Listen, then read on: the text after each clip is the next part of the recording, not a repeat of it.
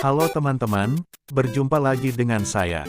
Kali ini, saya akan membahas mengenai model infrastruktur jaringan.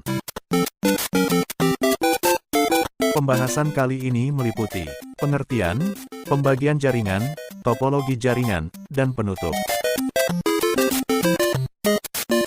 Pengertian, jaringan komputer adalah kumpulan komputer dan peralatan lain yang saling terhubung satu sama lain. Sedangkan sistem terdistribusi adalah suatu sistem perangkat lunak yang dibuat di atas sebuah jaringan.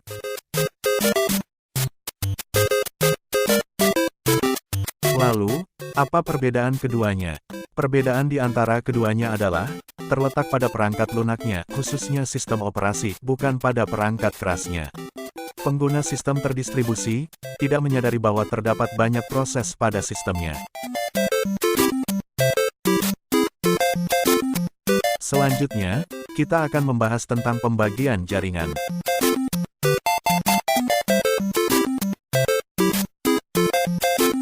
Pembagian jaringan dibagi atas 5 jenis. Berdasarkan cakupan geografisnya, berdasarkan aksesnya, berdasarkan cara membangunnya, berdasarkan penggunaan kabel, dan berdasarkan siaran castingnya.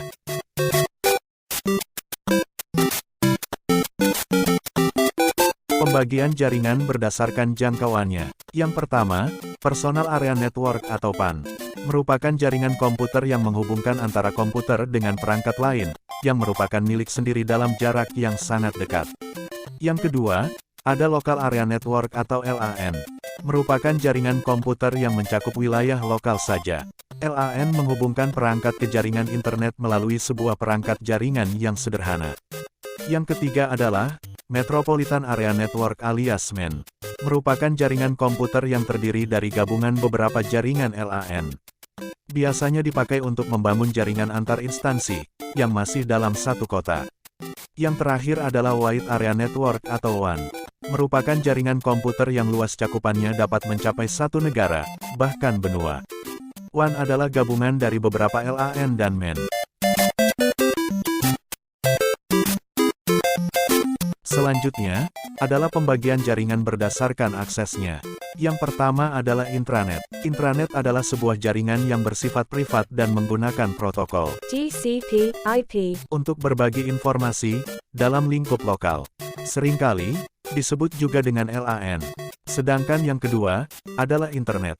Internet merupakan sebuah jaringan yang bersifat publik dan terbuka yang menggunakan protokol TCP/IP dan biasanya merupakan gabungan dari beberapa intranet. Lalu, ada pembagian jaringan berdasarkan pembangunannya. Yang pertama, adalah jaringan ad hoc, merupakan koneksi jaringan sementara yang bersifat dinamis, untuk suatu tujuan tertentu. Lalu, ada jaringan infrastruktur, merupakan jaringan bersifat tetap, membutuhkan infrastruktur yang memadai, dan digunakan untuk banyak kebutuhan. Kemudian, ada pembagian jaringan berdasarkan penggunaan kabel. Yang pertama, ada jaringan wired atau berkabel. Ialah suatu jaringan yang untuk menghubungkannya, harus menggunakan kabel dan jaraknya terbatas. Yang kedua, ada jaringan wireless atau tanpa kabel. Adalah suatu jaringan yang untuk menghubungkannya, tidak memerlukan adanya kabel, dan jangkauannya lebih luas. Yang terakhir, adalah pembagian jaringan berdasarkan siarannya. Yang pertama adalah unicast, merupakan sebuah jaringan di mana dalam pengiriman datanya, satu pengirim hanya bisa mengirim ke satu penerima. Yang kedua adalah broadcast, merupakan sebuah jaringan di mana dalam pengiriman datanya, pengirim dapat mengirim ke semua penerima.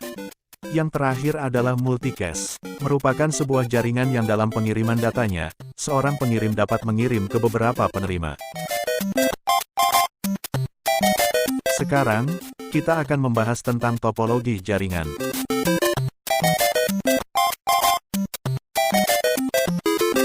Umumnya, ada 6 jenis topologi jaringan yang sering dipakai, yakni topologi bus, topologi star, topologi ring, topologi tree, topologi mesh, dan topologi hibrid.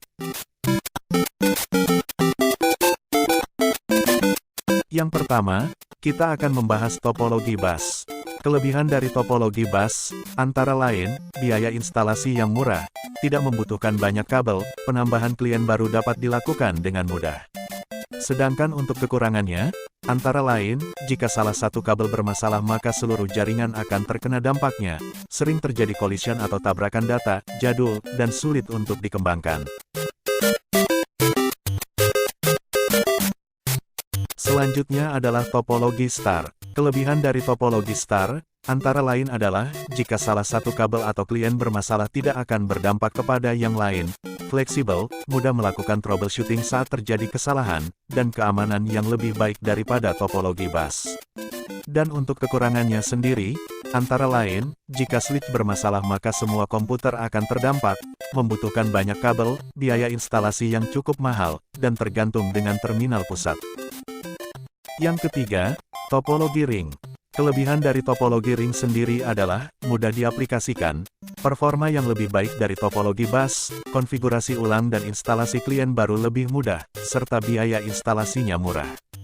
Sedangkan untuk kekurangannya sendiri, antara lain, kinerja berdasarkan banyaknya node atau titik, troubleshooting cukup rumit, satu koneksi putus maka semua koneksi akan mati, dan sering terjadi collision. Topologi tree. Kelebihan dari topologi tree adalah, mudah menambahkan node untuk terhubung ke hub utama. Penggunaan dua hub memperpendek jarak tempuh data antar komputer. Untuk kekurangannya, jika hub utama mengalami gangguan, maka seluruh sistem akan mengalami gangguan.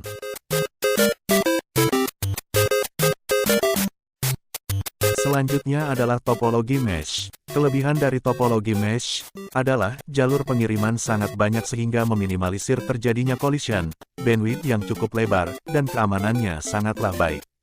Sedangkan untuk kekurangannya sendiri adalah, proses instalasi yang rumit, butuh banyak kabel, dan biaya instalasinya cukup mahal. Yang terakhir adalah topologi hibrid. Kelebihan dari topologi yang satu ini adalah memberi keleluasaan dalam mengatur skema jaringan. Sedangkan kelemahannya adalah topologi ini membawa setiap kelemahan dari masing-masing topologi yang ada. Sekian penjelasan singkat dari saya mengenai model infrastruktur jaringan. Apabila ada kesalahannya mohon dimaafkan. Terima kasih, silakan berdiskusi dengan baik di kolom komentar, dan sampai jumpa.